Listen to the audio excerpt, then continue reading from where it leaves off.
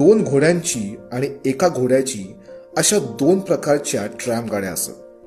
दिनांक 9 मे 1874 रोजी मुंबईत पहिले ट्रॅम फाटे सुरू झाले. एक कुलाब्यापासून क्रॉफर्ड मार्केट मार्गे पायधुणीपर्यंत आणि दुसरा बोरीबंदर पासून काळबादेवी मार्गे पायधुणीपर्यंत.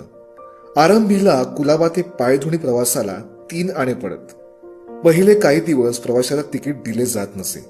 कंडक्टर प्रवाशांकडून नुसते भाडी गोळा करी. भाडे दिले कोणी, दिले नाही कोणी. मुळात कंडक्टरने भाडे किती मिळवले, कंपनीज किती भरले, यापैकी कशाला कशाचा मेळ नव्हता.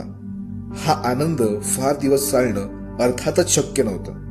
पहिल्या 4-5 महिन्यानंतर तिकिटे आली, चेकिंग आले. भाडेही 3 आण्यांवरून 2 आण्यांवर आले. 1899 सालात सरसकट 1 आणा